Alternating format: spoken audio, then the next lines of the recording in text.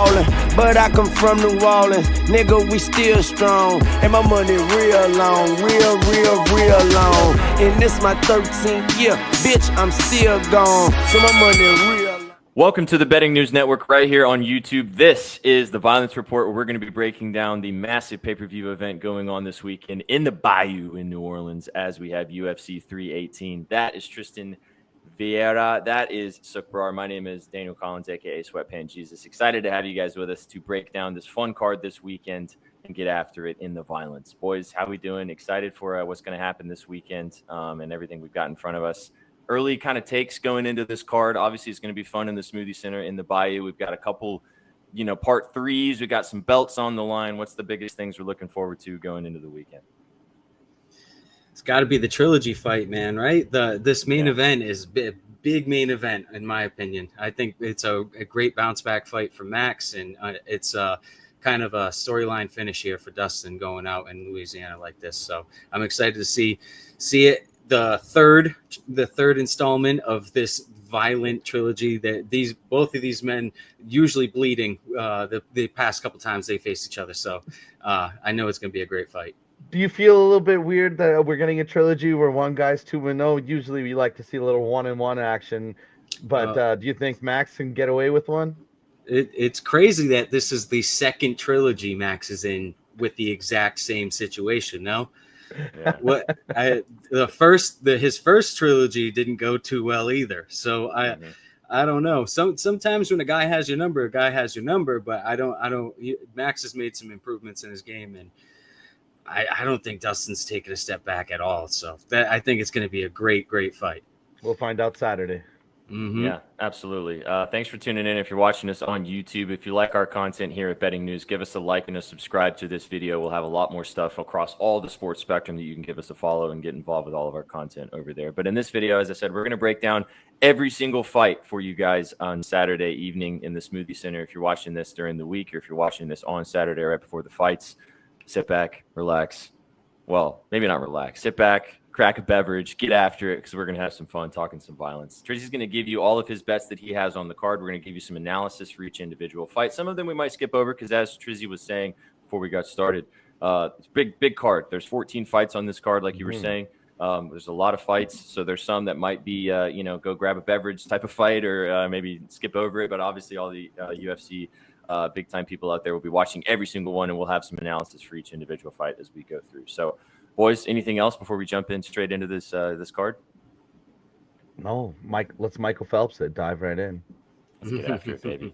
All right, so we're going to start with the early prelims. We are going to get to the end of the main event, so stick around for the rest of this video. And like I said, give a like if you're enjoying the content. Carly Giudice versus Nicole Cagliari. Giudice is minus 320 here. The ladies are getting us started here in the early prelims on this card. Plus 245 is Cagliari. I was looking at some of these ladies before we got started, and both of these women actually have some nice finishes, some violent stuff. What are we kind of seeing to kind of kick off the card here? So I think this line's a little out of control. That's where my first thought was on this fight. I saw Carly Giudice, 4-2 fighter, minus 300. That does not sound like a recipe for success for any gambler, especially in the UFC. So the Cagliari she's pretty good. She looked a little stiff in her first couple of UFC fights, but she's kind of like rounded out her striking a little bit more. She didn't look as like standoffish. She looked more willing to engage in striking battles. I don't think she really wants to stand here and strike with Giudice. Giudice coming off that crazy KO win over Dubin. But I do believe Cagliari also has some decent grappling, and Giudice has shown a little bit of a hole in her game there to begin with. So I think the line's really, really wide. If I was going to make a bet on this fight, I'd take Cagliari plus 3.5 on the point spread. Bet Online offers that. A few other books around the country do as well. I think if that comes in lower than like minus 150, if you can get that around minus 150, I think that's a solid play for Saturday night. I think she wins at least one round on the judges' scorecards. I don't think Giudice is going to really outclass her in the striking to that extent. I think Cagliari is going to be able to get inside at some points and tie her up against the fence and gain minutes on the scorecard that way. So like I said, maybe the card starts off with a dog win. Maybe Cagliari just kind of takes her down, and we get a big plus 250 to start the card. That's happened a lot of times, especially in recent memory. So I just don't think Giudice minus 300 is a good idea in under any circumstance.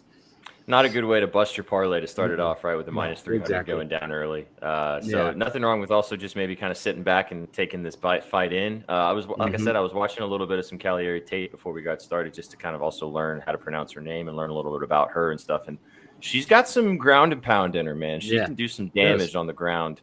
So it could be interesting to get the fight going. Any thoughts on this fight, Sukh, before we keep it moving? No, when I was looking at it, the only thing that worried me was Nicole's a little bit smaller of a fighter, a little bit of a reach disadvantage here. But like Triz said, like she's got some talent. So I guess we'll see. These early prelim fights, you guys know me. I like to keep my coin for later on. And I just listen to Triz, take my notes, watch these fights, and then maybe hopefully make some coin next time in the fight.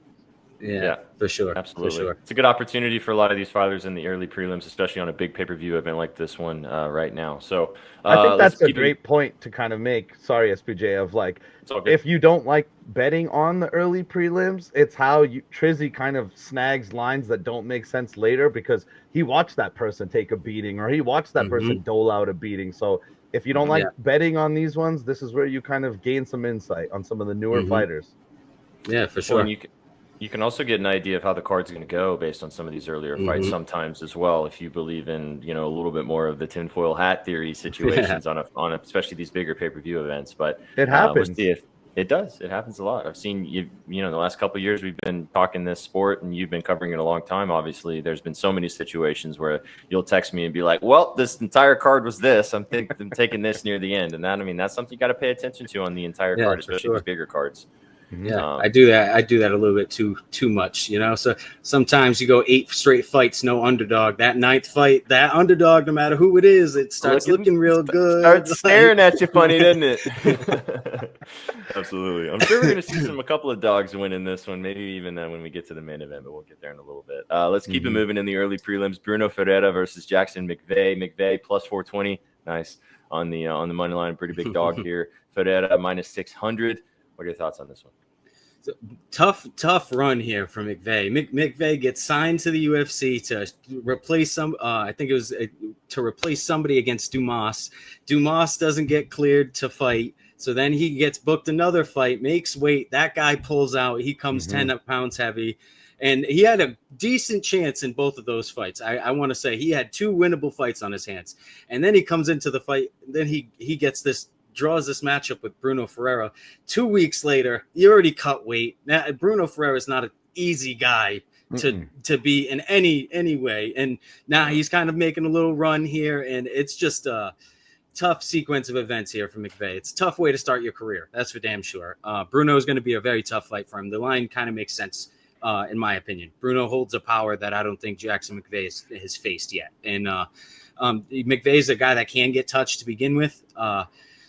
Bruno's, like I said, he's got some heavy hands, and he's got a little bit of a height disadvantage in this fight. But usually, Bruno fights better at a height disadvantage. Every fight he's been in that he's been in almost evenly matched with height and reach. It's a little bit closer in certain aspects. When the fighter is a little bigger, he seems to find that KO more times than not. So it kind of makes me a little bit more confident on the Bruno side here. But I have this theory, man. I have this system. I've been playing it all year. If the fight gets made 2 weeks or less, I play it. I play the decision. I take the over. I don't care who's in the fight. It cashes. So I'm going to ride that here. I think I'm either going to take it a step further. I'm probably going to take Bruno by decision. And I'm monitoring it. Some of the domestic books haven't come out with the line yet, but there's a double chance of the sub decision. I really like that as well. If that comes in at like 2-1 or something like that, I'm probably going to end up taking that as well. You're adding a whole nother method of victory. I know the decision for Bruno is going to be like +5, +600. They're not going to think this guy's never really gone to a decision, really. He barely makes it out of 10 minutes. So especially against a debuting fighter, this just has like fixed written all over it, in my opinion. So I'm gonna trust my system. I'll take the over here, and I'm probably gonna take Bruno by decision. especially for a little bit of coin since it's going to be such a big line. And yeah, that's how I'm playing this fight, man. Let's go. You guys can read Trizzy's analysis of the rest of these fights as we're breaking it down for you guys right here on YouTube. You can go to bettingnews.com and you can get involved with all of his early odds. He'll also have an odds article for you guys for some of his favorite bets for you guys for free at bettingnews.com as well if you want to get involved with that. Both of those links will be in the description of this video right here on YouTube. Yeah, did you have something else you wanted to say about this fight before we get it going? Yes, I touched on the submission. I'm taking that a lot because he just had a submission in his last fight, and he's kind of showing that wrinkle to his game. So I like I said, McVeigh's a little bit of a bigger fighter here. If he somehow touches Bruno and Bruno gets on his back, he's always live for a submission in that aspect. So I do think he is very skilled on the ground. He's got a black belt. So I believe there's some equity in that sub decision line. Okay. Interesting. I'm very surprised by your analysis on this fight. I thought you were going to go the other way, but you made a similar call with Derek Lewis with like being comfortable with like a height discrepancy. So I like it. Yeah, for sure, man. Watching that Derek Lewis fight go down exactly the way you talked about it a couple weeks ago was awesome. To a T, man. And I'm glad I sprinkled on it, man, because he did exactly what you said he was going to. And then obviously his wife got the business at the end, but that's for sure. Promises kept. All right, let's keep it moving. Go to the next fight on the early prelim card. Ryan Spann versus Lukas Brzeski plus 184 here. Spann minus 230, a little bit more of a closer line here, but there is a little bit more of a heavier favorite. Do you like the favorite here? Do you think there's some nice live dog action? So this is another jacked up line in my opinion. I think this is, it's hard to trust Ryan Spann up a weight class here. He's moving up to heavyweight. So basically he was a light heavyweight through and through, in my opinion. He probably, I don't know, maybe he had to cut 20 pounds or so, but I feel like that's almost every fighter. Every fighter, when you're supposed to be coming down, should cut about 10, 20 pounds. You know, it's a very rare instance of a guy like fighting at his weight. There's very few in the UFC that fight at usually the weight they kind of walk around at. It's a hard thing to do. Everybody kind of balloons down.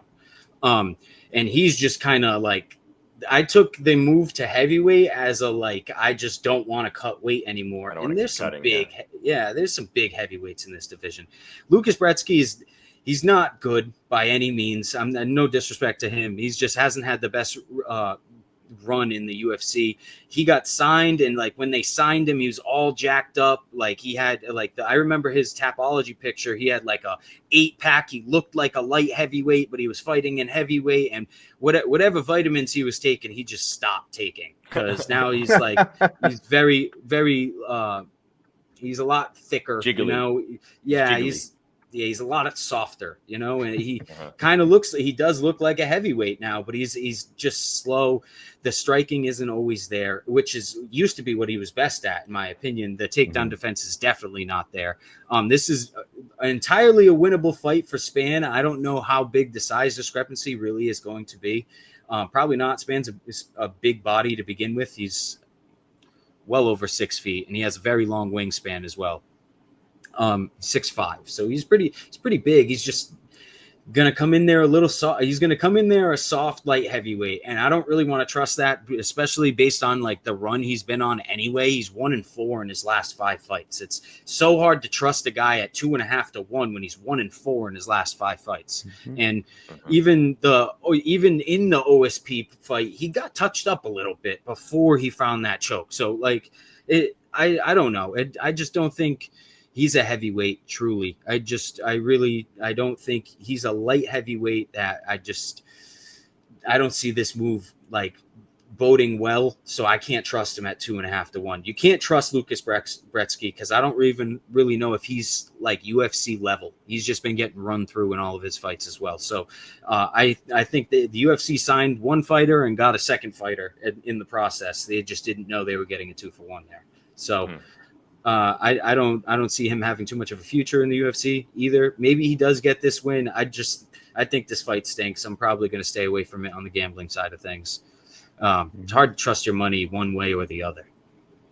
Makes sense. I felt really good about Slaviklaus last week, and I was looking at this line thinking like, ooh, maybe Breskis could be somebody interesting worth betting on. But after how well Slaviklaus did for me the last time we recorded our video, it did not go very well. So I'm not going to feel good about that. So, all right, let's keep it moving. Let's keep it going to the next fight on the early prelim card. Jimmy Crute versus Marcin Prachnio. Prachnio plus 245, Crute minus 320. Again, another little bit more of a closer line, but a little bit different than the one we just talked about. Do you think the Crute gets the job done here?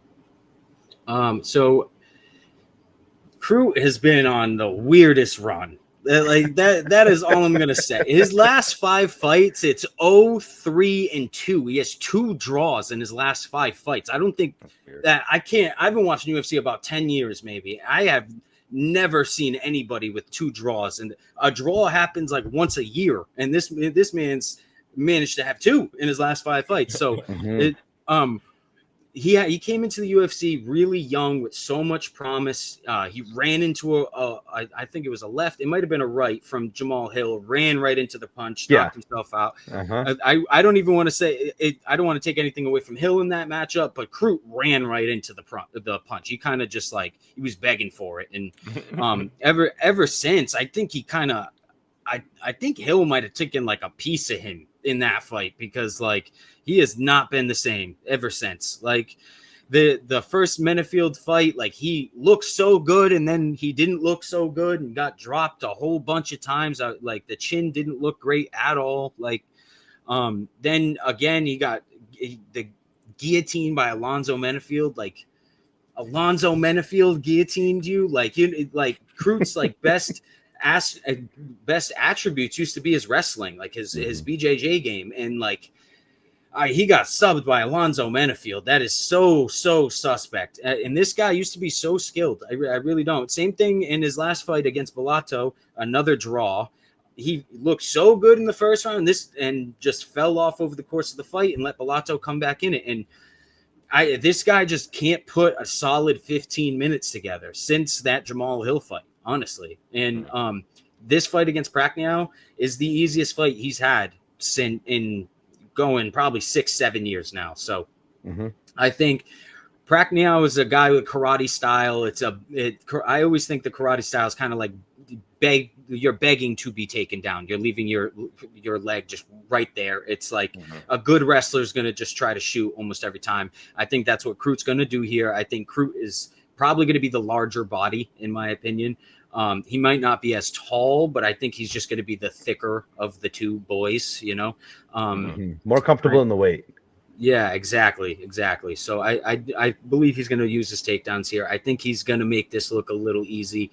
That's telling of the line. I don't know any 0-3-2 fighter that would be minus 300 in the 6th fight. You know what I mean? Yeah. So I think the book's kind of telling you what's going to happen here. I think you might be able to trust Jimmy Crute here, but you just got to know if you're putting money on Jimmy Crute, he is 0-3-2 in his last 5 fights. That is, and still somehow under 30.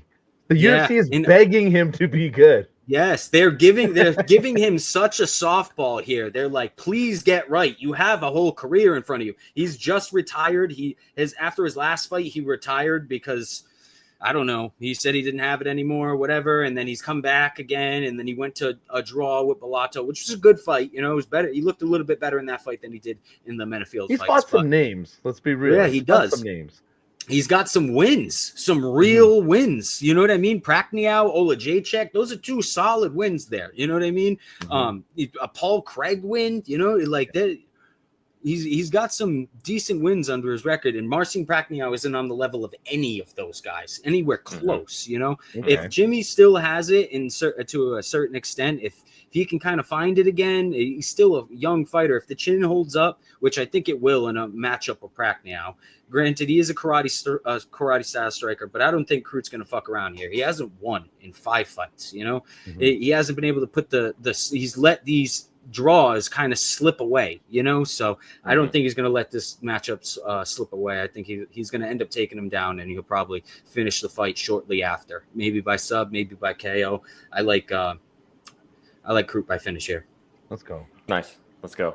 Yeah, you mentioned retiring and then coming back from retirement. We had some news in that in the UFC world over the last week, but we don't have time to cover that in this video specifically. We'll talk about that on one of our live shows at some point. But let's keep it going, man. Let's go straight into keeping it rolling in through the prelims. We'll get to the main card here in just a few more fights. Adam Fugit, which is one of my favorite names in the or is it Fugit or Fugit? I've heard both ways. I like Fugit. I'm just gonna keep saying Fugit. Yeah, I think it's Fugit. I don't know. That's how the announcers say it, but the announcers be saying names wrong too. So it's that's true. Yeah. It's probably Fugit, but Fugit. Adam Fugit versus Islam Dulatov. Dulatov really heavy favorite here, minus 590. Fugit is plus 410. Is Fugit going to say fuck it and win this fight, or what are we seeing in this one? Fugit's been a very up and down fighter in his UFC run. He's kind of been on murderer's row, if you ask me. He's had a few touchouts, a few like really tough matchups here. Like we've seen him pull out of fights twice now. It's kind of tough. The loss to Michael Morales is Michael Morales. You know, it's like he's proven to be a really good prospect here in the welterweight division. But the loss to Mike Mallow too, that was a kind of a little suspect. But he just kind of fraud checked Quinlan. But Quinlan that's another guy that took a lot of vitamins and doesn't look the best after the vitamins. They kind of Fugit kind of seems like the guy. They'll sign him again. You know, I believe his contract's up after this fight, so I think they will still sign him again, no matter what really happens in this fight. But he's like going to be one of those gatekeeper type guys. This Islam Dulatov guy is really good. He's really good. He has not really shown his like wrestling and grappling upside yet. In my opinion, he's just had heavy hands. Like.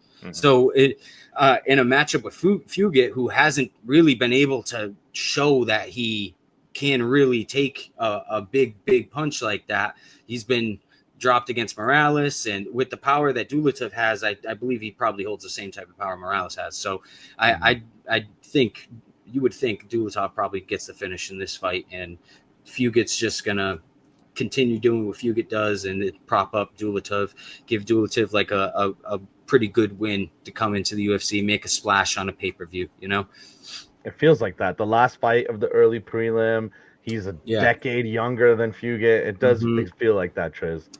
Debut on the pay-per-view, you know? So Yep. Get the vibes moving in his career, possibly create some steam for the UFC moving forward, which we've talked about a lot with some of these guys. Could be one of those, one of those situations.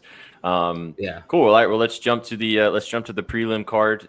Keep it rocking and rolling here.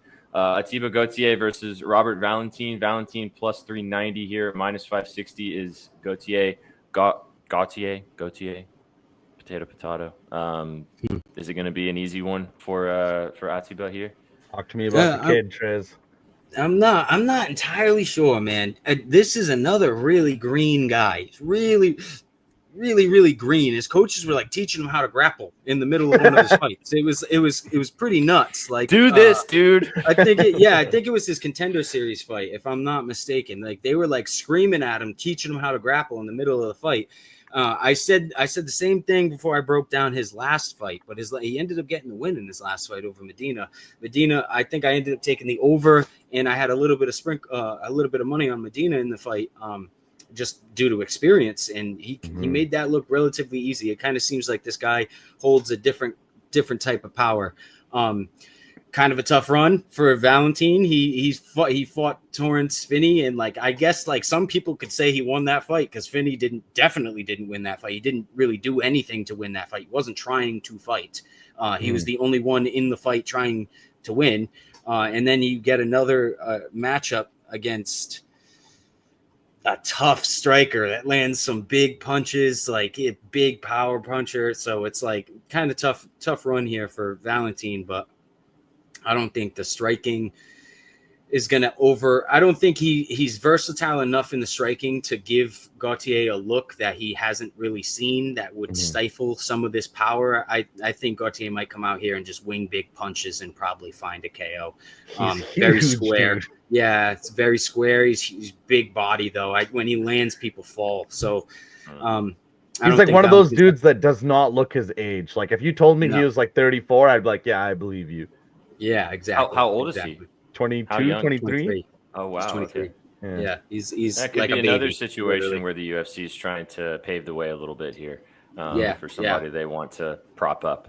I agree. So, I agree. all right. So Mhm. some good stuff. Any specific bet angles you like for Goautier? I know you mentioned the KO possibly, but anything you like on the side there?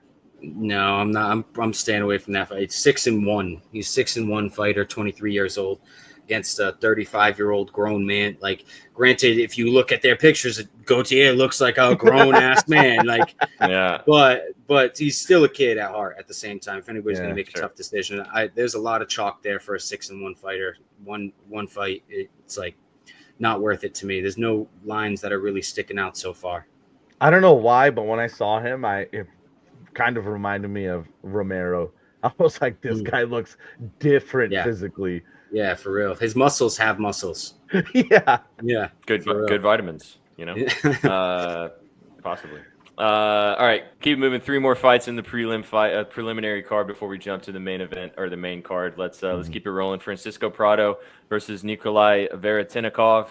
Veritenov plus 122, Prado minus 156. A little bit of a closer fight here. We thinking there's a nice live dog possibly with Nikolai, or are you rolling with Prado on this one? I don't know, man. This is a really hard fight for me. I think Prado is such a good fighter. He's just fighting in the wrong weight class, and he refuses to go down. Like, he had a couple of fights at lightweight, but like he didn't stay there. He bumped right back up to welterweight. He's getting these matchups with these taller fighters, and he's a guy with naturally short arms anyway. His reach is shorter. His reach would be short for the lightweight division, and this guy's trying to fight up at welterweight. I think it's really hurting him as far as like some of these fights, because some of these fights he's the better striker, he's the better this or the better that, but he's just getting touched up or he gets taken down because he's undersized. Like, he is the best fighter, the best. What is it? His run isn't the best. What is it? He's the best. So I think his UFC run is one. He's 1-3 in his UFC run. He's the best 1-3 UFC fighter, like, in the UFC, in my opinion. Okay. The skills are there. Like, the counter punching is there. He has that big, heavy left hand. Also very green and young. Yeah, he's still very young too. That's why I think he's trashing his career trying to fight at welterweight. I don't think that reach will ever be good for welterweight. I think it's too small of a reach. It'll be too hard to get inside and land big punches. So in this matchup with Veritenov is not a small welterweight. He's a pretty big welterweight. He's 6'1", he's got a decent reach. I think he's going to have I think it's a 7-inch reach advantage over It is Prado here. It's 7, right? I just look at that, Tris. Off the rip, man. Let's off the dome. I wanted to say Prado's was 67, but it might have been 69. I'm not sure. 60, but still 67 is so wrong. That's this is how Veritenov wants to fight anyway. He wants to fight you on the outside if he can. Like, if he can fight you on the outside and kind of pick you apart, that's what he's going to want to do.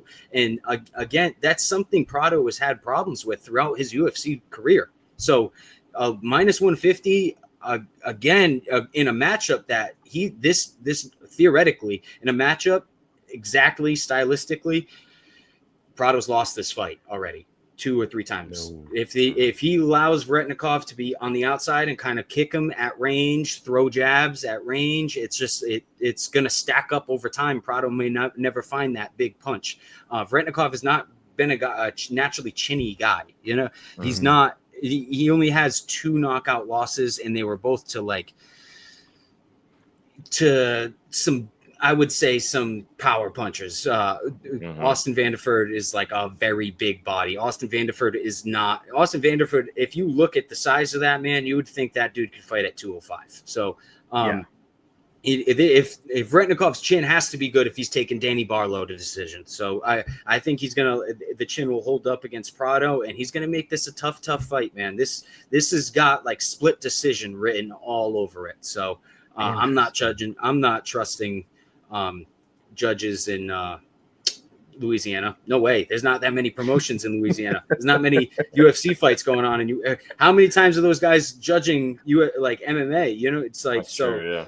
I'm not I think the judging could be everywhere Saturday, and this is one of those fights that I think goes to decision and split decision a decent amount of time. So I don't think I'm going to want any part in this fight, if I'm being honest. They're trying to get him a win. I think they're trying to get Praau a win, but like I said, that height and that reach disadvantage in every single fight it doesn't bode well, you know. Do you think, before we move past this one, obviously Veritenov at plus 122 feels like maybe if you want to take a stab, if you're feeling one way or the other for the plus money. But do you think that if Veritenov ends up winning this fight and Praau does take another L here, do you think that he maybe makes a decision to move down a weight class? I don't know. I have no, because he made the decision. I felt like he looked better in those fights because it was more evenly matched, and then he went back up. So I think in his last fight they had said that the UFC PI ran tests and that is his optimal weight class. I guess I don't know. I've seen some real balloons. Jose Aldo made 135. You know, he made 125. I think he could make 125 if he wanted to. You know, like it I don't know. It just somebody needs to advise him. Go down to lightweight. Go down to lightweight. Fight a few lightweights. I like what you're saying though, Triz. Like, as like a prospect, he should be trying to get comfortable at a weight, not trying to go up when you're so young. You have 5-10 years later down in your career, you want to go up and down, be champ, do whatever you want. It's why are you forcing it so early? Yeah, I guess the weight cut is tough, but I mean, dude, everybody's weight cut is tough. Kayla Harrison made 135 pounds twice, looking like a skeleton, man. I think 3 times actually. No, she made it twice. She it might have been 3 times. Definitely twice. It might have been 3 times though, but still, she did it. Even just saying Kayla Harrison made it once. You know what I mean? Like, she beef turkeys herself every event.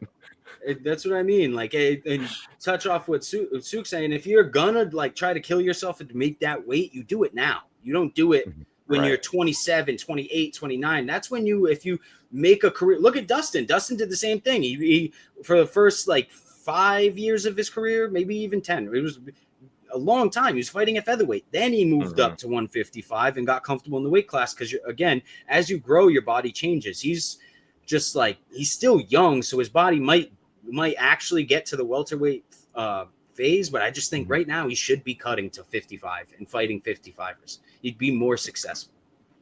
And like we were saying, like if maybe he gets dog walked in this fight because of the reach disadvantage, because of the size disadvantage, and if that ends up being a case, maybe it's one of those wake up calls of like, okay, time to maybe move down and get some dubs and feel comfortable, like you mentioned, before we keep it moving. But we'll find out. We'll see what happens on Saturday. Obviously, 2 more fights in the preliminary card before we jump to the main event. Marvin Vtori versus Brendan Allen. Minus 205 is Allen here. Vtori plus 158. Another little bit of a closer line here. Do you like the live dog at Vtori, or are we rolling with Allen? This is an interesting one, right, Triz? Yeah, there's some beef here. There's some real beef. These boys have already fought. This could have been on the main card, in my opinion. Yeah. I don't know. And not only that, Allen's from Louisiana, so I don't know why it's not the featured prelim at the very least. I think we'll get into it, but I think they're trying to do something with Venicious Olivera. But I digress. I think that's why that fight is specifically in the main prelim. If anybody that's buying the pay-per-view is going to watch any early fight, they're going to watch that first one before the pay-per-view. So, like I said, grudge match here. I don't know exactly how Allen is going to do this. I really don't. I don't think he's going to go in there and take Vtori down. Vtori notoriously has great takedown defense. Like, if he does get taken down, he's right back up. He just kind of wills his way up. He's kind of a great scrambler, in my opinion. Allen's a great grappler in his own right. He's a great submission artist, but I just don't see how it gets to that point. I don't think Brendan Allen's shooting a successful takedown against Vtori. And with the kind of the grudge beef going into this, they're probably going to meet in the middle and bang. And if they kind of meet in the middle and fight, like really, really fight, there's only one fighter in the matchup that has a suspect chin, and it's not Marvin Vtori. That dude's chin is made of concrete. So it's like, if these guys kind of just meet in the middle and play rock'em sock'em robots because there's some bad blood there, I mean, Vittori's the clearly notoriously, historically more durable fighter. Why? How are you not taking him? Any worries about Vtori being a little too low volume sometimes? Yeah, I do. Again, like I said, if there's some beef here, I don't think Allen's just gonna touch and move. He's gonna try to find the finish. If there's it seems like there's some real beef here. There's like this is gonna be a real grudge match. It's very, very seldom you get that in the UFC. Allen's from Louisiana, so he's going to have the crowd on his side. If this goes to decision and it was a really close fight, Allen's winning 100%. Like, especially with the judging, like we're talking about, I think we might get some shaky judging. But I believe if there's any finishing upside in this fight, I think it's probably going to lay on the Vettori side by KO. I think Allen's chin is a little suspect. He's been dropped. He's been knocked out by Sean Strickland. Way back in the day too. He's been knocked out a few times since then, and he's been dropped a bunch of times. His grappling is next level. If he somehow finds a way to get Vettori down, he could find something in a scramble. That is 100% possible. But I just think most of the finishing upside is on Vettori's side here. So line's a little wide in my opinion. I think there's a lot of recency bias baked into that line because Vettori's been on one hell of a run here. But yeah, it's hard not to lean with the Louisiana kid in Brendan Allen. The UFC hasn't been there in 10 years. I imagine they're really trying to cater to these fans here. They have a couple of fights with Louisiana fighters on this card, so I don't know. Grudge match. It's hard I don't have a bet in it so far. Hard to put a point a finger on it one way or the other, but. I think these guys, it's going to be a very entertaining one. It's going to be a very violent one too, in my opinion. If I had to make a bet, I'd take Vettori, but a bet and a pick to win are two different things, you know? Yeah. I'd say Allen probably wins the fight, but if I'm going to bet it, I'm betting Vettori. Yeah, I'm probably going to bet him by KO. Yeah. Plus 160 value is great value if you think that this is literally closer to sounds like more of a pick'em conversation versus a minus 205. That's what I would think as well. Like I said, there's got to be some recency bias in baked into that line, you know? Yeah. All right. Well, let's go to the main card of the prelim, the main fight, as you mentioned, which could have been the one we just talked about, but it's going to be possibly because they're trying to prop up Venicious Olivera. So Venicious Olivera versus Kyler Phillips here. Plus 128 is Phillips. Olivera minus 164. Do you think that them propping him up is meaning that he's going to get the job done, or are you leaning a little more with the dog here? No, I'm leaning with Olivera here. I'm taking him by KO too. It's 2 straight decision fights. This guy is big. This guy is huge, massive for the weight class. Kyler Phillips just got fraud checked. I don't even want to say he just got fraud checked. He just got his first loss. I think he was kind of fraud checked in the fight before that against Munoz. Or no, it was Barcelos. I thought he got fraud checked. He got taken down a couple times in that fight, I believe, and it was a little. He kind of faded off into the third round here. Venicious Olivera was very big body for the weight class. I don't think he's necessarily going to be there too much in the third round either.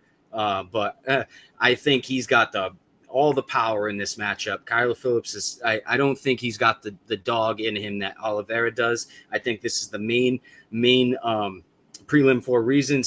They're trying to get somebody to have a flashy finish here, and there's only one fighter that's undefeated in his last 5 fights. And Olivera is the guy who threw the crazy flying knee the other fight, right? Yeah. And I believe that was his first fight in the UFC. Yeah, crazy flying knee on Sopaj is real rough. But again, that power is translated though. It's Saeed Nurmagomedov, that's a great win. Ricky Simone, that's a great win. Those are 2 great wrestlers. How is Kyler Phillips going to win this fight necessarily? What is he going to stick and move? Kind of touch him and run away for 3 rounds? That'll only work for about a round. Kyler Phillips he's going to gas out. He gasses out in all of his fights. So it's like second, third round. What does this look like? I think Olivera is still going to be swinging for the fences second and third round. And if Phillips gets touched up a few times, I don't put it past him to look for the door rather easily. So I think it's Olivera here. I think it's Olivera by KO. If you want to take the money line, whatever you want to do in this fight, I like Olivera. I'm all over Olivera in this fight. Let's go. Should be a nice bow on the prelims to finish off that particular portion of the card. And now we've made it to the main event. Lots of fun stuff on the main event. 5 fights. We'll obviously talk about the main event going on in just a second. Let's jump into the main card. But if you've been watching this video, thanks so much for tuning in. Give us a follow right here on YouTube. Subscribe to this video if you like UFC content and so much more. And as we jump in to the rest of the card, let's get after it.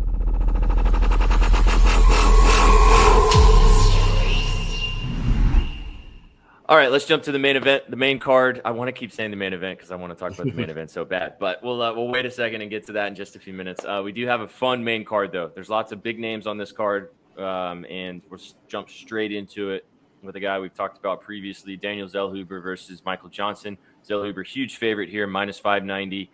Johnson, plus 390. It's got to be Zellhuber here, right?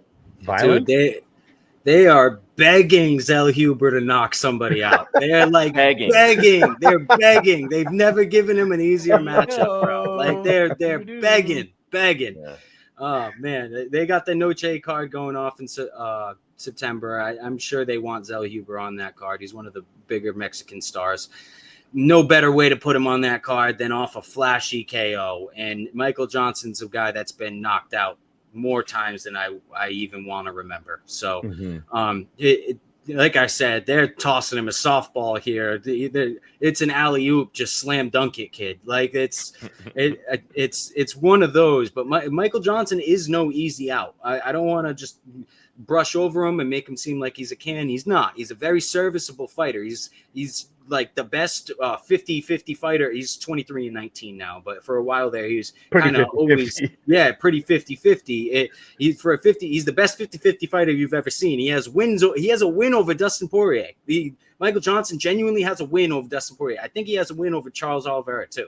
Like he's beaten some real dudes. The chin just went. When the chin went, it went. He's been sent to the shadow realm multiple times. Like I said, they're just begging Zellhuber to knock him out here. But if Zellhuber can't and he fucks around too much, Michael Johnson's going to make it a very hard fight. He's going to get inside. Zellhuber's a guy that has been touched up in a lot of his fights. Him and Ribovics went tooth and nail for 3 rounds. That was a bloody battle. And I can see some of those striking exchanges kind of going very similarly if it plays out that exact way with Michael Johnson. I think Michael Johnson's going to fire back, try to, as long as he can. And I do find it hard to believe that Zellhuber does not find that punch. It hasn't like historically seemed like it takes too much to do that with Michael Johnson. He is a very technical fighter. He's a technical boxer. I think over the course of 3 rounds, he will find that KO.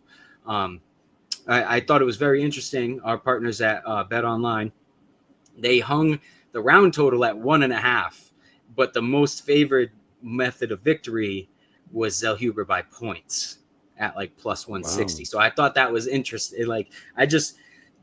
It's almost like 2 different people set the lines. One person felt one way, the other one felt the other way. But I thought that was a little telling. I think Zellhuber is going to find this KO and set up a big matchup for Noche. That's what I think. Yeah.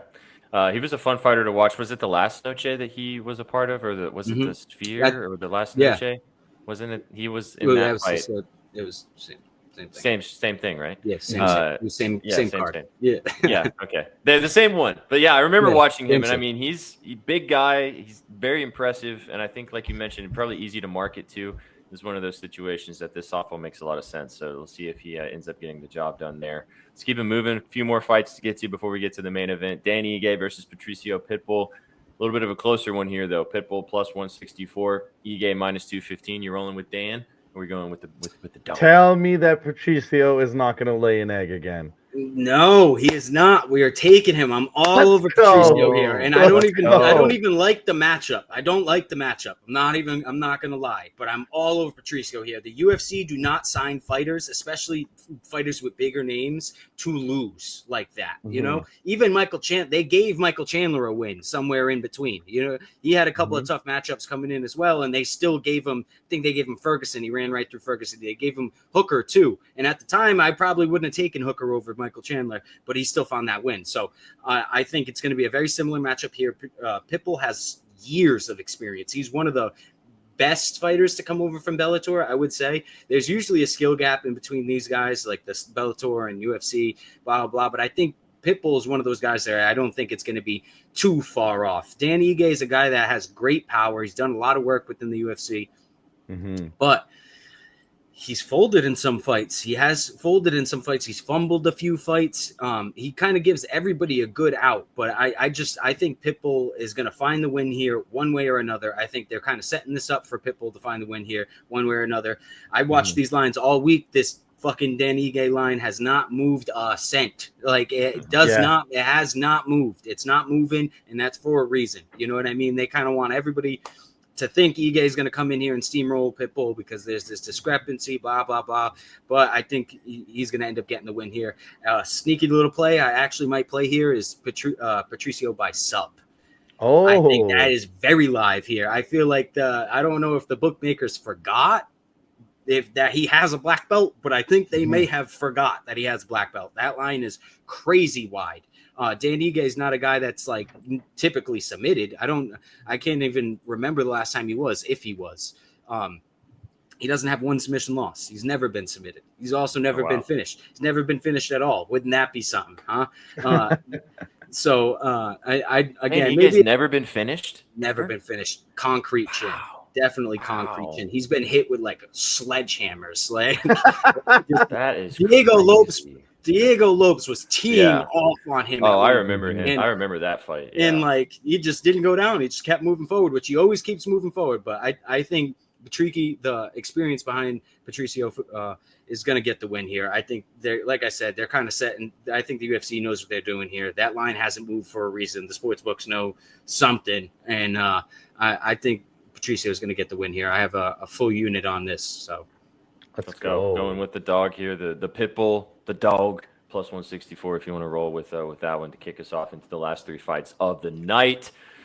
Now, this might be one of my favorite fighters. We talked about him. I got him about 6 or 8 months ago. I can't remember when we had this discussion about Kevin Holland when he ended up breaking that dude's arm. But Kevin Holland versus Daniel Rodriguez here. Minus 530 is Holland, pretty heavy favorite. Plus 360 is Rodriguez. Just tell me that I can bet Kevin Holland in this fight. Feels like we talk about Kevin every other event. Yeah, the most active fighter in the UFC, man. That dude likes money. He loves money, you know. He loves earning it. Yep, loves money, and not only he's not really taking too much damage either in these fights, you know. So like it's not one of those guys you're like, oh, he's fighting already. Like he doesn't really. He's not take a damage Diaz or a Ferguson that's eating a lot. No, and the only fight he did eat a lot, like the Wonderboy fight, when Wonderboy really handed it to him, he took a while off after that fight. He knows what he's doing here, so I wouldn't put any worry into his durability here, like whatsoever. I think D-Rod is definitely a fight he can win, 100%. D-Rod's chin is a tad suspect. I know D-Rod just got the KO in his last fight, but I think he was losing every minute of that fight until he got the KO. So I think Holland's a guy that can really stand on the outside and pick him apart. The last time D-Rod really fought like a tall, lengthy striker like this was Ian Gary. Ian Gary knocked him out. So I can kind of see it kind of going the same way, but I think I like Holland by sub more than anything in this fight. The money line, if you want to stick a money line in the Bozo pack, he's minus 455. Good luck with that. So, you know what I mean? Have fun trying to find a couple pairs with that. But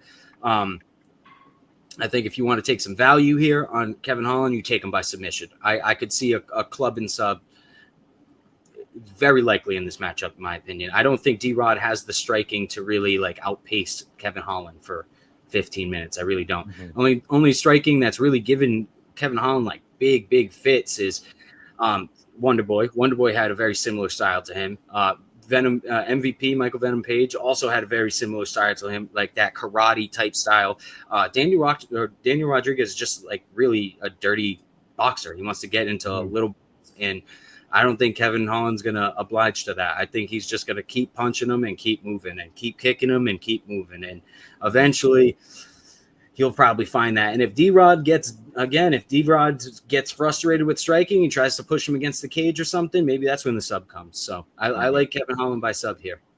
I like that. Let's go. I do too. Like I like watching Kevin Holland fight. I think a lot of people probably do, like you said, because he's in front of our faces quite often on these events. So hey, not only is he active in active picking up fights, he's active inside of the cage. It's natural that fans like gravitate towards him. Yeah, 100%. All right, we made it to the last two, the co-main event, which is a fight that was supposed to happen earlier, but has now been rescheduled to this particular fight. Paulo Costa versus Roman Kopylov. Kopylov minus 245, Costa plus 186. Love to hear your thoughts about this one. Is it Kopylov here? I really like Paul. I know I shouldn't. He is the most inconsistent fighter. He's so inconsistent, but I don't know why I like Paulo Costa here. I really do. I think this line to me screams that people must have forgot how good this dude actually was at one point. This dude was really good at one point. He got to a title shot. Like, he was beating everybody until he ran into Izzy. He was I mean, he's kind of an unserious fighter. You never know exactly how much he's training or anything like that. But the guy always shows up in rock solid shape. You know, he's a guy that carries heavy hands. And I don't. Kopylov is the more versatile striker in the matchup. But I've always said this about Kopylov. He's kind of telegraphed in certain aspects. He's kind of simple. He's a simple striker. And a lot of the people that have given Costa like real fits have been versatile strikers. Like he took Rockhold the decision, and Rockhold looked kind of decent. But what I will say is Rockhold got dropped a couple of times in that fight, and certain refs probably would have stopped it, but you know, that one didn't. You know, maybe the ref in this fight doesn't give Kopylov that long of a leash. I think Paulo Costa could 100% land a very big punch here. If not, he's probably going to get outpointed to a decision, but just by not throwing as much as Kopylov is. But I think another thing that some people are kind of downplaying here is Paulo Costa is a very large middleweight. He's a huge middleweight. What is stopping him from pushing Kopylov against the cage and trying to work some takedowns and stuff here? I know he's not the smartest fighter in the world. I know he's not going to really follow a game plan. But I mean, if you're losing striking battles, he's not in a position to get another loss, in my opinion. I don't think he's in a position to lose another fight here.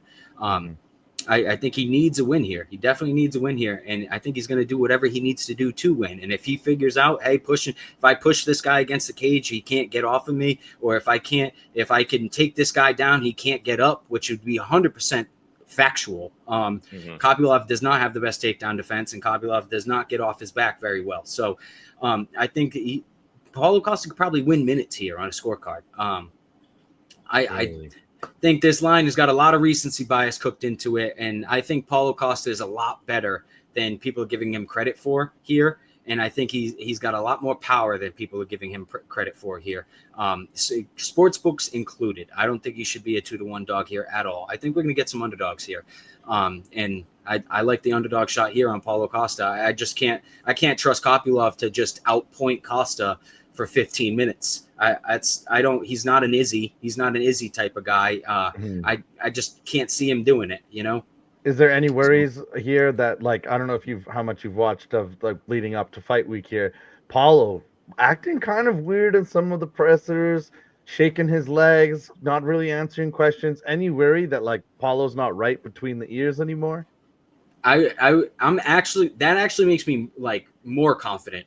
He's not playing games, you know, because it's true. Yeah. It's who he's been. You know what I mean? It's who he's been. He's played games. He's messed around, made jokes, and all this other shit. This media week, maybe some people would take it as he's acting a little weird. To me, I feel like he's kind of locked in. That's kind of how I feel. I kind of just feel like he's focused on running through Kopylov and getting another fight, getting a better fight. This week, he said he even came out in an interview this week and said him and Dana have a good relationship now. I thought that was wild. They had beef for a long time. Like, Costa's a tough fighter to deal with. He came in overweight a few times, and like they asked him about his next fight, and he said that I'll deal with this fight and make a name for myself in this fight, and then I'll talk to everybody after. So that was weird for him. Yeah, it's not like him. I think he's very locked in here. I don't think Kopylov is a guy they're necessarily pushing. Kopylov's 34 years old. He won the Chris Curtis fight, but I swear he won that fight by the skin of his teeth. Like, Some people said that he was up 2 rounds on Curtis. I thought that second round very debatable, very, very debatable. And I feel like the judges, especially with how poor the judging is naturally anyways, I feel like the judging would have also agreed that second round was very, very close. So if he didn't find that knockout within the last 10 seconds, who knows how that decision would have gone. So, again, I don't think he has the most momentum because, again, that was a bloody war. And neither does Costa coming in here off a few losses, but I think honestly the losses would give him more momentum. It would give him more drive, more motivation. I think he's coming in here locked in. I think he's going to find the win one way or another. Another dog situation here on the main card, which could be fun. All right, we made it to the end. We've made it to the main event. It's going to be fun in the Bayou in Smoothie Center to finish off this incredible card for UFC 318. The trifecta, the trilogy, probably the last. I don't think they're going to have 4 of these fights, so this will be the last one of these ones. Max Holloway versus Dustin Poirier. Poirier plus 112 here. Holloway minus 142. You're getting nice value on either side, depending on which direction you're leaning. Take it away, man. What are we thinking? What are we thinking in this fight?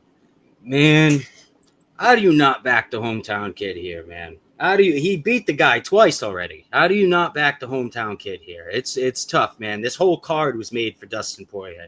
The whole thing was set up for him. The UFC hasn't been back to Louisiana in 10 years. All of a sudden, Dustin's retiring. They're going back to Louisiana. It's very clear.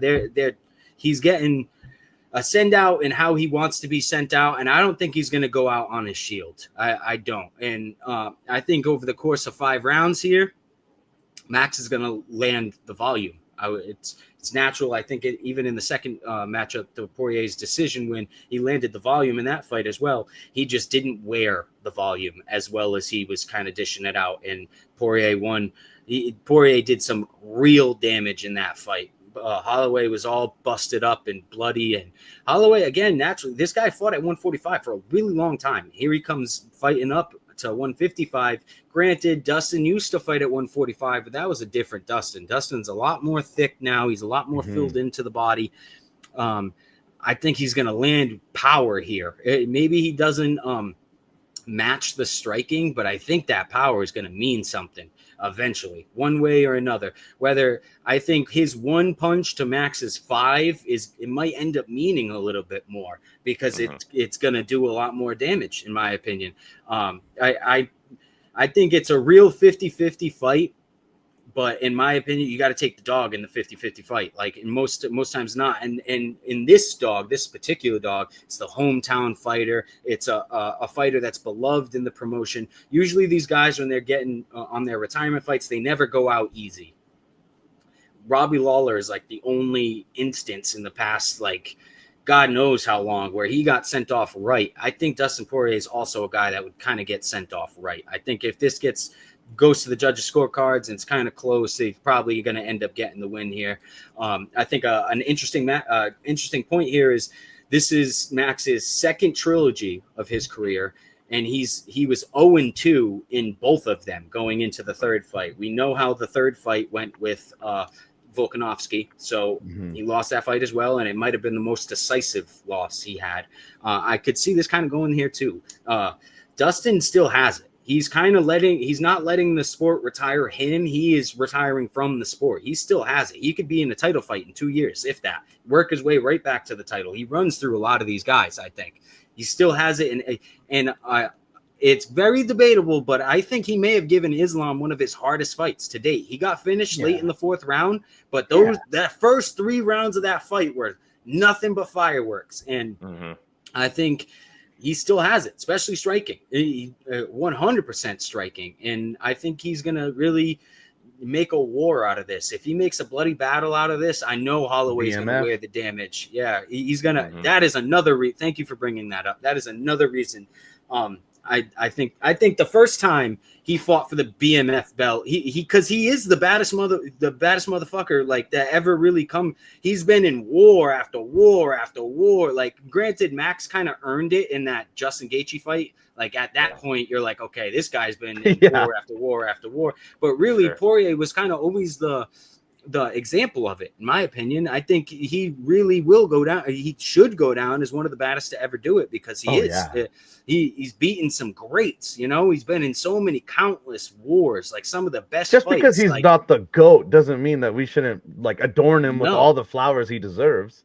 I agree. And I feel, again, this whole card is like the UFC's love letter to him. I think he's, if any of these guys that retire and, you know, they all get finished, if any of them is going to win, it's probably going to be a guy like Dustin Poirier. He's done so much for the promotion. Even his wins over McGregor were so big because McGregor never got back in the octagon, and they could use his name to just continue to make fights. This is big pay-per-view guy over the course of his career. He's made the UFC so much money. I think he might go out on top here. I'm going to take a unit shot on Dustin Poirier. I don't see how you don't. He's won the fight twice.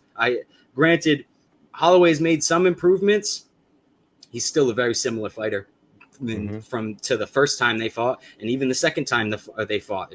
Even more so the second time they fought, and Poirier still outlasted him. Holloway came close to finishing Poirier in that second fight. I would say at one point it was getting a little dicey, but at the end of the day, I trust Poirier's durability. So this is one of those situations. We're recording this right now on Thursday, so we've got a couple days until the card. And as we're sitting right now, again, like I was saying, Poirier plus 112, Max Holloway minus 142. We've talked about this with these main event lines that are kind of in a similar situation. Do you see that there might be some – do you think that this line's going to flip between now and a Saturday? Do you think we're going to see some movement on a line here? Do you think that it's going to – what do you think is going to be some – because we've talked about this a bunch with some of these main event big ones. Sean O'Malley, obviously, is the one that I remember we talked about with this similar type of line or something like that. That one didn't go the way we thought it was going to. But do you think we're going to see something like that here?